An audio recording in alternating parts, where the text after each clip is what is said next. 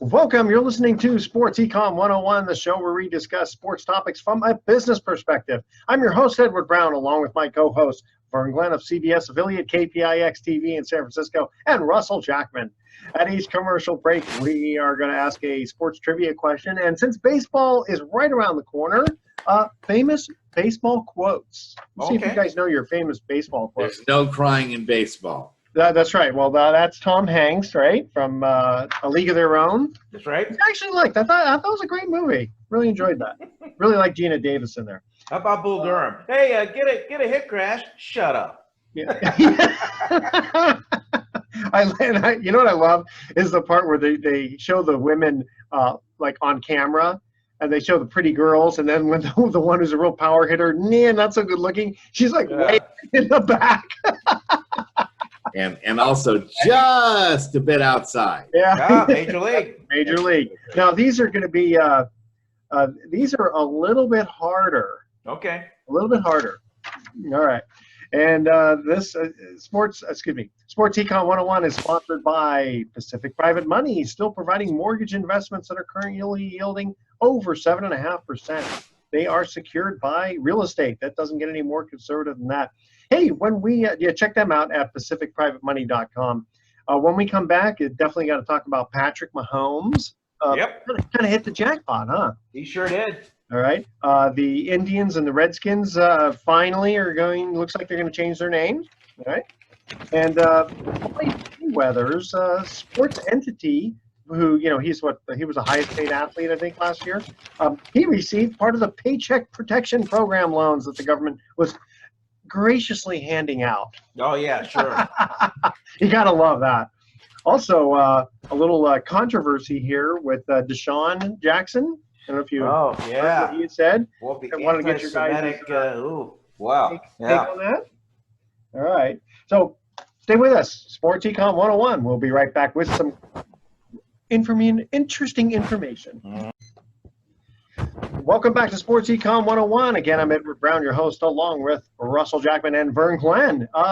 Guys, let's start off with Patrick Mahomes. Okay. 10 years, $503 million. Don't forget that $3 million. Well, remember he had two more years left on his contract, and then they gave him a whole nother 10. So he's on the hook as the starting quarterback for the Kansas City Chiefs, basically until the year 2031. Yeah, he'll be done when he's done. No other team's going to be interested in him unless he gets. He just seems like he's got a great disposition. I love quarterbacks like that. Peyton Manning was kind of like that. Kind of gave that genre of you're not going to have any problems with this guy. You know what I mean? Think of teams like the Chicago Bears. Just going back to the draft. They moved up to get Mitch Trubisky and didn't even look at Patrick Mahomes, who was sitting there. They could have had Patrick Mahomes. Now, nobody knew that we were going to get what we saw from Mahomes, who's really, basically, the best quarterback in football. But wow, I mean, when I saw that contract, that was just wow. At first it was just I was beyond belief. But second of all, when you really think about it, it makes a whole lot of sense. Mahomes went to a much better system offensively than Chicago had, so that has a lot to do with it too. Mm-hmm. He went with a much better coach that was ready to get a guy into a Super Bowl and win a championship. And Kansas City is pretty desperate to win a title after 50 years. So that's the payoff. But I remember once in the late 80s. I was playing basketball in college, and we had a coach who was the head talent scout for the Minnesota Timberwolves at the time. And we were talking about stuff, and I said, sometime in my life, we're going to have a billion-dollar player. Mm-hmm. And, gosh darn it, if we aren't getting really close with Mahomes right now. No, but what was Steve Young's contract when he went to the USFL? Yeah, remember it was for $40 million. It was supposed to be like an annuity. He didn't get the whole $40 million. The way that contract was structured, it was kind of janky with the then USFL LA Express. But this I thought that was contract, $1 billion. I thought that was $1 billion contract. no, oh no, oh no, no, no, no, no, no, no. It may have felt like that back toward the mid 1980s, but no, Yeah. that wasn't nearly. If that. everything had gone right, it would have been like $100 million contract or something. This contract is unprecedented. The value of it, 503, 477 million of it guaranteed money. Unbelievable. That's And amazing. that's only till the next guy. You know, I mean, someone else is going to say, "I'm just that much better than Mahomes. Give me 504 million." Well, I'm sure that was maybe an argument for about 5 seconds that maybe Dak Prescott had. But when Mahomes went out and then won the Super Bowl, this is what you get at Mahomes. Here's what you need in a great quarterback. Okay, young, talented, prolific, and a winner. And he checks off all of those boxes. Plus, he's just so dynamic. You can throw with either hand. He plays like he's got eyes in the back of his helmet. So and he's humble. He's got a good attitude. Yeah, and he's humble. He is the NFL Stephen Curry as far as being able to the whole vision, just the way you see the game, and especially when plays go down and the ability to extend plays like he's been able to do. So I want to say he's a once in a generation type quarterback, but he certainly belongs in that discussion. And Lee Steinberg, friend of the program, is his agent, and so it was just win all across the board. All you need is a Joe Theismann-like injury, though, and suddenly that investment doesn't seem so high. Well, leave it to Mr. Jackman to bring up the gloom and doom of what could happen. I'm pretty sure they would have purchased a very expensive disability policy. I don't think you can get a policy to cover $400 million up front. You know what? For any amount of money, you can, right? Well, then that makes the insurance policy. Then that means that the contract's even more than $503 million. Well, yeah, that's right. I mean, people say, "Oh, you can't get insurance for this." You know what? For a premium, for the right premium, you can get insurance. Lloyd's of London, that sort of thing. They'll just have to figure out the risk, and you may have to pay $200 million a year for it. And they go, "Well, it's not worth. That's not worth it." But Brian Bosworth was smart enough to buy a disability policy, but when he entered the NFL, and when he got hurt with both shoulders, I mean, he got I think a $5 million payout for that. So he was very, very smart to have purchased that. Funny, you'd mentioned the Trubisky situation with Mahomes. It reminds me, wasn't Ryan Leaf chosen just before Peyton Manning? Yep. How'd that work out for him? Yeah. Isn't that something? I mean, you just never know. And then how many teams didn't want to even draft Steph Curry? And who was Ryan Leaf's agent at the time? Lee Steinberg. Lee Steinberg. Yeah. Yeah. Wow. Well, I mean, it's not Lee's fault. I mean, right? No, it's just kind of coincidence that happened. Yeah. That's funny. It's funny. You wonder how. Well, I'm kind of thinking about this. During this whole COVID thing, obviously they were working for months on this contract. Mm-hmm. But you kind of wonder. It's like, gee, at the last minute, like what's the NFL, the fans aren't going to be. I mean, things have changed in this world right now with sports and money. And so you really kind of wonder, how is this all going to kind of play out? And Kansas City's kind of taking a big flyer, only from the standpoint of, this isn't 3 years ago when football was just kind of, you kind of projected the next 20 years worth, right? I mean, who knows what's going to happen? Well, working in TV, I'm just speaking purely from the optics. All those fans that will no longer be in those stadiums, they're going to be in front of television sets. True. So you think of the TV ratings that are going to be boosted, and if Mahomes plays at the level that we've all been accustomed to seeing him play, there will be more of a demand to see the Kansas City Chiefs on the national scope. That's a really good point, because I don't know what the commercials cost during not the non-Super Bowl commercials, right? Well, I'm sure the rate will go up. The rate will definitely go up. Yeah. That's if they're still able to even have a full season. They I don't think they need I don't even think they need a full season. I mean, just the first few games that come out, people are going to be like Vern says, they're itching for sports. Absolutely. They're going to be in right in front of their TV. Absolutely. No, but by the time that hits, nobody will care that the preseason's been cut by 2 games. Correct. They just want to see the real thing as soon as they can. I'm telling you, those TV ratings are going to be almost Super Bowl-like Yeah. for viewership. Yeah. Aren't you guys afraid, though, with how many athletes are showing up COVID-19 positive without any games being played and without any practices having? Guys who haven't had any contact with any of the other players are still coming down with COVID-19, and there's a large percentage. Yeah, and how many players are going to choose to sit out? Yeah, Buster Posey. A lot of Major League Baseball players have opted out.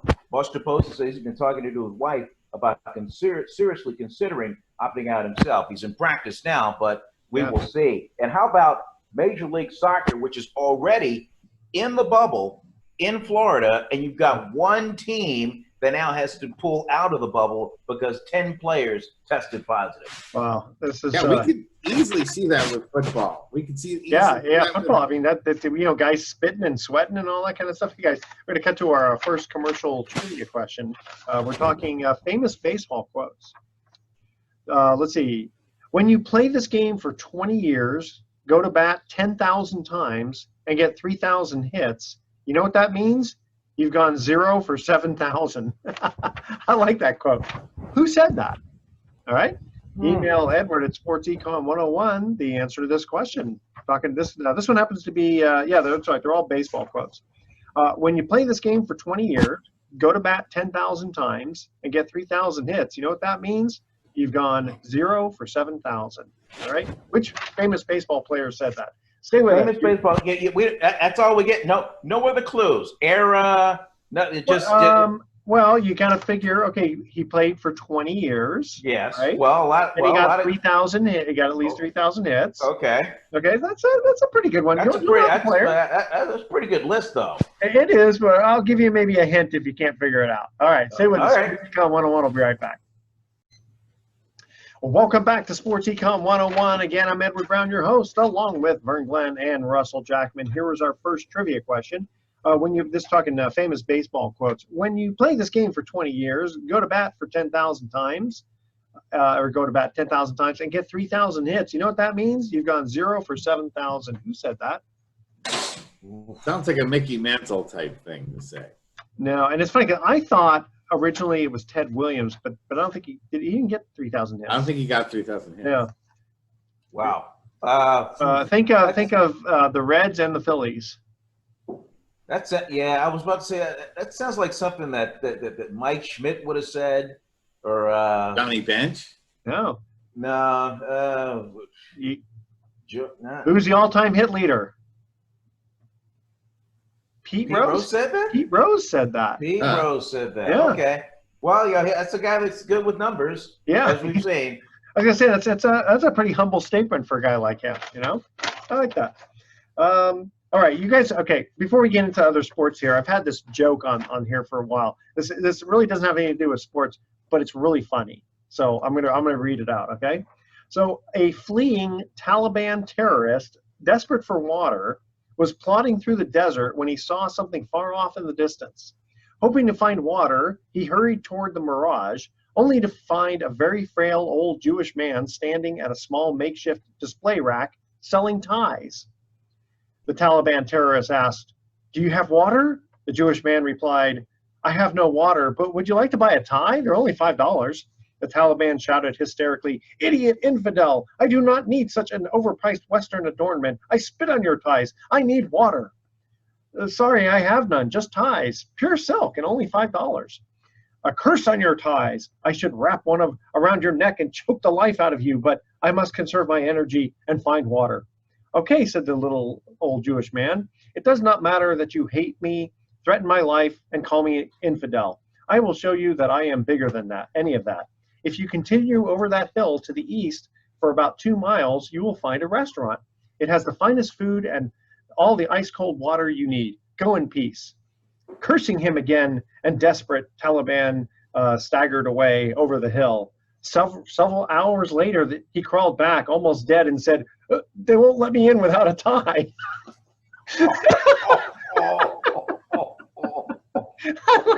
Isn't that great? I love that joke. They won't let me in without a tie. All like right. that leads us into the Steven Jackson. Deshaun Deshaun Jackson. Yeah, so that'll lead us Jackson. into this one here. So apparently he posted a fake Hitler remark on Twitter about Hitler starting, wanting to start World War III to stop the Jews in America from oppressing the black community. Now, it turns out that that was not even a real Hitler quote. I don't think so. No, because he didn't like Jews, didn't like black, he didn't like anybody, right? And so I have a kind of question here. Now, we remember that the Clippers owner had to sell the team after some racial, improprieties, we'll call it. So I'm wondering. Only after 30 years of continuous racial improprieties. Okay, well, okay, fair enough. I'm just kind of wondering, what do you think what do you think happens to a player who posts things that are, let's call it, insensitive or behavior intolerance, that sort of thing? What do you think? Well, Edward, we're going to find out, because there will be fallout from this. I mean, this is not going away, and this is a far cry from being called into the office and getting some sort of fine and then an assignment for sensitivity training. There's going to be more fallout. There's going to be more, I believe, consequences for posting that publicly. I very irresponsible on the part of him. I thought he was smarter than that. And I'll say this: comments like this, when your boss, the guy that signs the checks, is Jewish, that's a tough one. But you could see this coming for a lot of folks in right now in sports with nothing going on, and no distractions. Twitter is without a doubt the worst enemy of most of these guys. I believe this was on Instagram. Oh, Instagram. Okay, yeah. Then maybe I'm social. sorry, I media said Twitter and I meant Instagram. My bad. Social media is the enemy of these guys. Instead of just not saying anything, of course, they're sitting around wanting to get attention, and the best way to get attention is to say something totally controversial. Oh, especially when it's incorrect. I mean, if it's one thing, if it's really factual, it's bad now. Don't we have somebody that lives at 1600 Pennsylvania Avenue that does that all the time? True, and I guess if you want to vote him out of office, that's how you fire him, right? Yeah. I mean, that's how he gets fired. But he doesn't have a specific boss who, that's bing, bada bing, bada boom. There it is. I was wondering what your guys' take on that. I'll be watching closely to see what the consequences are for Deshaun Jackson. That's it was surprising that that something like that was publicly stated, and publicly stated by a player who is supposed to be a leader for the Philadelphia Eagles. It's very surprising and disappointing, to be honest with you. Well, a lot of this stuff too is, again, it's almost like in the military, conduct unbecoming an officer, type of thing. Because a lot of times in their contracts it says stuff, but you're not supposed to do anything to embarrass the team, Right. And so that's really what it comes to. Other than that, it's just a free speech thing. Mm-hmm. Right? Yeah, true. True. He wants to just put, Facebook, Instagram, Twitter, whatever. It's just, his personal opinion or blah, blah, blah. I mean, at what point do we squelch people's voice? Well, but this is the real world, Edward. I mean, it's the real world. You pick any company in corporate America, and an employee publicly posts something like that. How much longer is that employee on the payroll? Well, look what happened in it was at Central Park or somewhere in New York with that lady with the dog. Yeah, now charges are going to be filed against her. Yeah, and she worked for Franklin Templeton Mutual Fund family, and she was gone. She was gone by the end of the day. Yeah. Yep. Yeah, exactly. So this is not a reflection on us, and we don't like people like that. And we'll see how many people want to sign up as clients for the lawyers that were pointing their guns at the rioters. Oh, that's right. They were attorneys, weren't they? Yeah, we'll see how many people want to sign up to be their clients. I mean, things have implications, even if it isn't the government. That's it. Implications. Yeah. People will say, I don't want to, have these people represent me because, who knows? They're going to bring their guns to court and wave them around. the image that you get from something like that. Well, or just the fact that you were known to have used them as your attorneys. Not that you're afraid that they're going to represent you in court with guns waving, but just the fact that you're associated with that. I mean, that's got to be. I mean, yeah, every action has a reaction, and like you said, the implications of their actions. That is pretty tough. Let's see here, guys. We have a couple of minutes before we cut. What do you think about the Redskins and the Indians changing their names? Now the Chiefs, I don't think they're thinking about changing it, right? No, they're not. Although they should.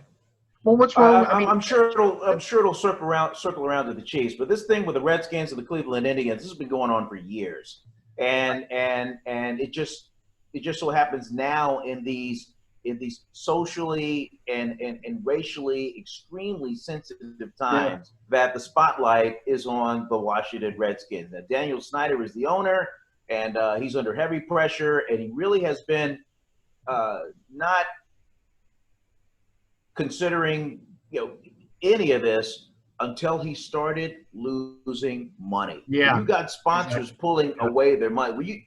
Nike, FedEx, all these people that contribute big money to the product, when they start saying, "Hey, got a minute? Change the name, or else," then you start listening. You know what it reminds me? For years, the Mormon Church would not allow a black pastor, to be head, right? And that was no, just we won't do it. I mean, it was like, I don't know if it was written. It could have been even written in their bylaws, right? Wow. And then suddenly the IRS comes in and says, if you discriminate like this, we're going to take your 501c3 nonprofit organization status away. And suddenly a revelation from God comes where they can have this. It's amazing. All they had to do was look in another hat at some gold bars, and that would tell them how to change their religion. Look at what? Say again? All they need to do is look back into a hat at some more gold bars, and that's all they need to do. Yeah, exactly. But I mean, Redskins, that is derogatory.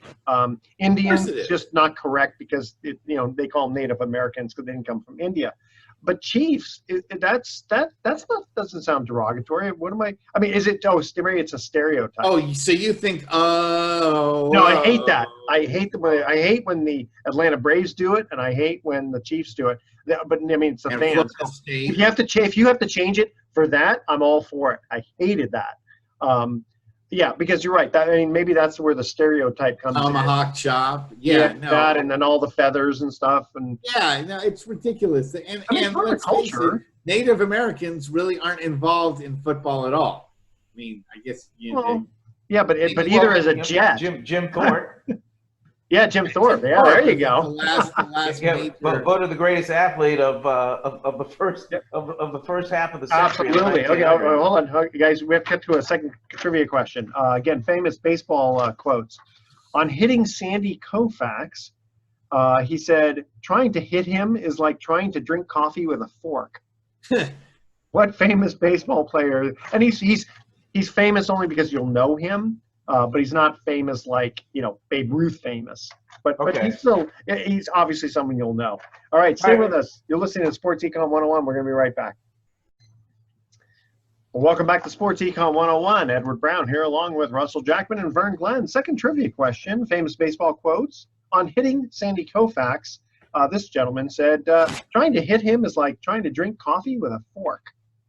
What famous? That sounds like something Bob Uecker would have said when he was playing. I got Willie Mays. All I can think of is Willie Mays. No, that's what I would have thought too. Now, this guy you don't think of as early as that, so I'm guessing that he more hit against him a little bit later. Sandy was older and Willie was a little bit more coming up. Willie, I already gave you a Willie. Which Willie was it? Willie McGee? No. That would have been a good one, too. Willie McCovey? Willie Stargell. Willie Stargell. Remember the, Yeah. He was like the windmill type of thing. All right. Okay. So we were just talking about Vern off air. You said that just wait after the Chiefs have to change their name. Yeah, Chiefs will be like, after the Chiefs will be, what about the Atlanta Braves? Yep. What about the Florida State Seminoles? I mean, just where you just crowds of people just going like that. Now, crowds won't be an issue now because nobody's going to the games. Yeah, good point. Still, there'll be that movement to start changing everything. And if they better not pipe in that chant. Yeah, I could live without all of that stuff. I could live without. I don't see what about the Gators? What about the Gators? Going like this. I don't see how that stuff is marketed. Yeah, but that's an alligator chop type thing. There's nothing derogatory on that. Yeah, there's nothing derogatory about the Gators. The Gators won't mind, will they? Okay. Okay. Yeah, because what do Gators have to do with football, or Jets, or Bears, or Lions, right? I mean, well, mascots are mascots, but why pick a mascot that's going to offend people? There's just no. I agree. Okay. It's funny because I guess, let's see, the San Diego Padres. I mean, there's nothing really, no. I mean, it kind of goes back. Probably people have said about how Junipero Serra and some other folks beat up on the Native Americans and enslaved them. So, but we're all Padres. I mean, do you automatically assume that with Junipero Serra? Maybe. I mean, we're starting to run out of names. They might have to call them the marigold flowers or something. Look, when you've got stuff like the Heat and the Magic, the truth is you could pretty much come up with any concept and use that as the you can make them the Avengers if you want to. Name them after a bunch of superheroes. Right? They'll come up with something indigenous to whatever particular area or team. Or look at the Mighty Ducks, which is just made after a movie that that Disney made. So that's true. You know what upset me was when Oklahoma City, when the Warriors got rid of Thunder, who was their mascot, because apparently the Oklahoma City Thunder, Thunder was they thought it was going to be confusing or something. It's like, I mean, you guys remember Thunder from the Warriors? Wasn't that great? Absolutely, yeah. Well, the original mascot for the Warriors was a big, toothy Native American. So the Warriors didn't always have Thunder as a mascot. Well, it's true. Okay, but I mean, now I don't think anybody. I mean, when you look at like their emblem, I mean, it's just has nothing to do with. The Warriors used to be the Indian Warriors, though. That was really, I didn't know that. When they were in Philadelphia, the Warriors' connotation was an Indian warrior. And so, if you look at really old logos, the Warriors, you'll see either. It wasn't after the 1979 movie, The Warriors, from Coney Island. Now it is. Now everyone does the Warriors come out to play. Yeah, that's right. But before when they were in Philadelphia, exactly. But when they were in Philadelphia, you can look it up. Their old logo was a Native American playing basketball. Which, again, you can say all you want about Jim Thorpe, but find me a Native American who plays basketball. That's a good point. I'm giving you a blank stare. Yeah, they were the only team in the entire NBA named after Native American. So. That was easy for the Warriors to make that transition out of. I mean, look, I'm wearing the city. Half the time, they go in and they call themselves the city now. They don't even or the town, right? Yeah, or the towns. They don't even the tree thing. Logo to begin with. So. Hey guys, moving on. So I was just reading that Floyd Mayweather. He's somebody who's got a little bit of cash, and apparently his sports entity, and I don't remember the name of it, but. He received the Paycheck Protection Program, the PPP loan. Again, I don't know how much he personally has to do with it versus all of his financial guys around there going, hey, here's free money, let's go get it, right? But still, I don't think it kind of looks good when you have these multi-millionaires taking money from the government, right? Or the Lakers. Oh, that's right. Well, didn't they pay it back? I think they had to pay it back. Yeah, they give it back. The fact that they, hogged the applied money for it, so that other businesses couldn't get it and had to go back into the system, and whatever businesses did get the money the Lakers got had to wait, 6 months to get it. Yeah. A lot of businesses benefited, and in fact, the businesses owned by the Trump Corporation benefited from the PPP. So, it's interesting. I see that sometimes it's just because you can get it doesn't mean you should. Right. It's like I've had. I was reading something from a business journal that said that 91% of the landlords who were interviewed about landlords who had not apartments but single families that they residences that they rented out to people, 91% of their tenants were paying their rent. They didn't ask for a deferment or anything like that. Well, the deferment was a stupid idea. I mean, that was just a really dumb idea. And unlike other countries that just suspended rent completely and said that, you know, you can apply to the government will pay the rent for you. To say that, you know, okay, I don't have $3,000 this month, so I'm not going to pay it. And then I'll owe $6,000 next month. Well, I can't pay that. So now I'll owe $9,000 next month. Well, if you didn't have $3,000 this month, are you going to have $9,000 2 months from now? I can tell you you're not. No, you're not. Probably not. Well, what was really crazy was this law, this bill, AB 2501, I believe it is, in California, that was trying to get passed. And thank goodness it didn't pass, but just barely. So it may be back on the ticket. But it basically was like, okay, if you don't have to, all you have to do is call your mortgage company, your bank basically, and say, I don't want to pay my mortgage for 6 months. And boom, you don't have to show any reason. So, you know, Bill Gates could do this, right? All you have to do is just ask. And then 6 months later, all you have to do is just ask again. And then for the third 6 months, then you have to kind of negotiate with your lender about it. And I mean, I'm looking at this and going, so A, you don't have to prove anything, right? And then B, what do you think is going to happen? I think if that passed in California, within 12 months, we would be in a depression because, oh, sure. I mean, think about it. If you're Wells Fargo, Bank of America, or some big bank, and suddenly you find out, oh, by the way, any loan that you make, your borrower doesn't have to pay for 18 months. I would say, you know what, guys, I'm out of here. I'm gonna go to another state and lend money. Right. It doesn't extend down to renters.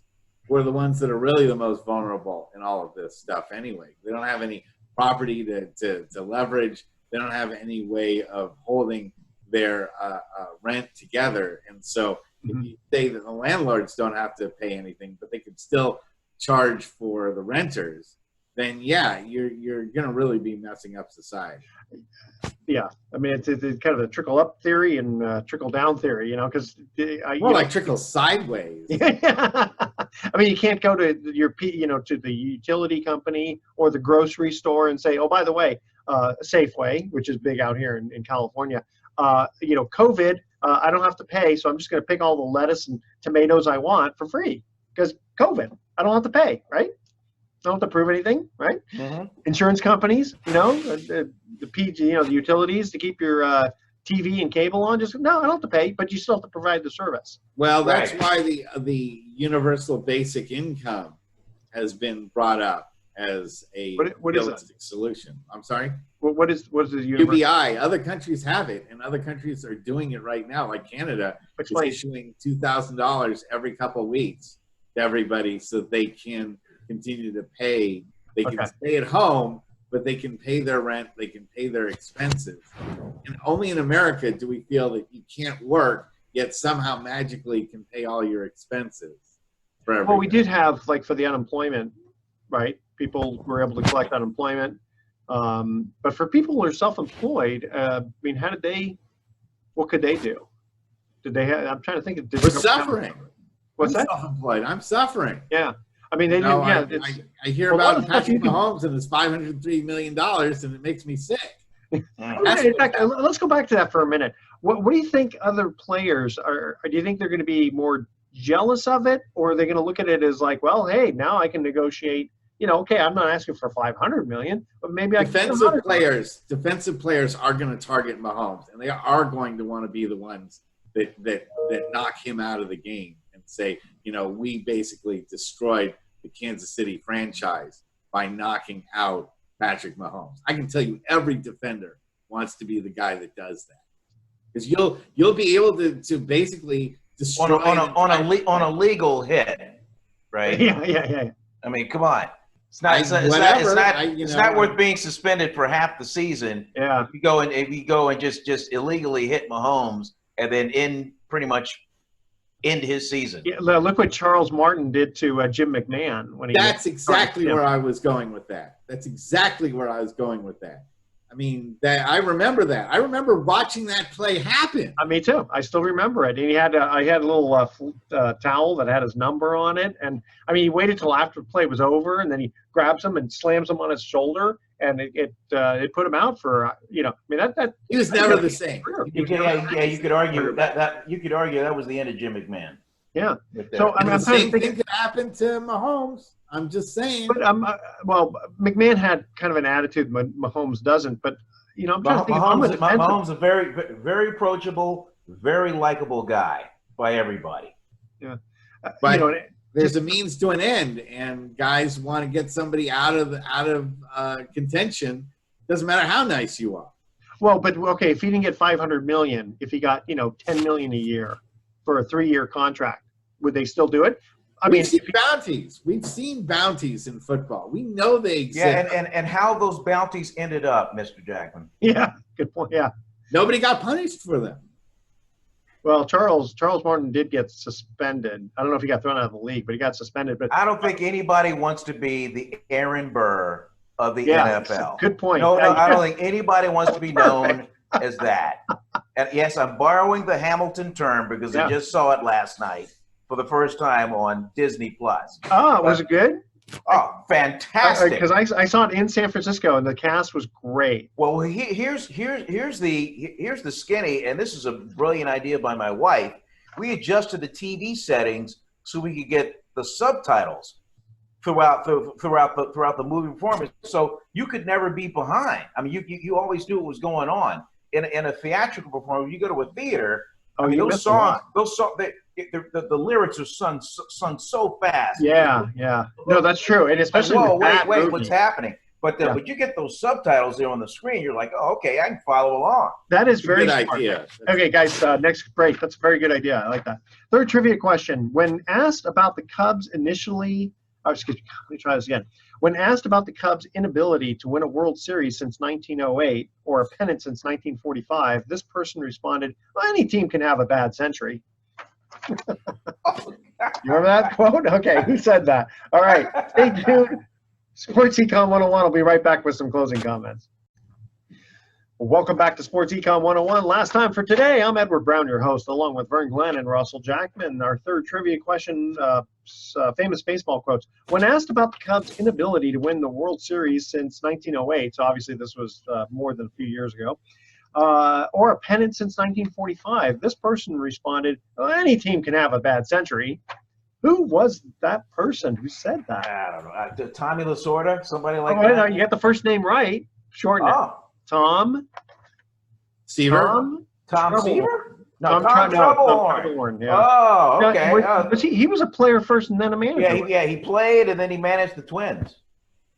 Okay. Well, he must have played for the Cubs or managed the Cubs at some point. Yeah, well, because that's what he said about it.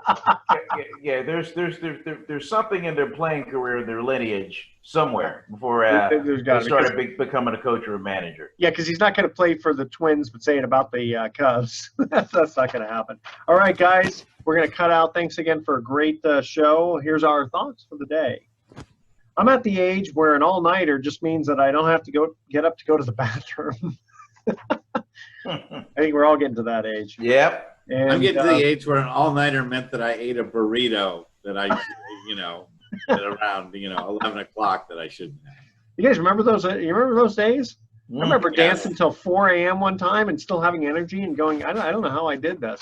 I got a couple of college kids I know that kind of living like that. That's it. You remember those days? Yeah. I know. I stopped drinking. When my son eats, he eats one dinner and then he's ready for another dinner right after. Nice. Full food.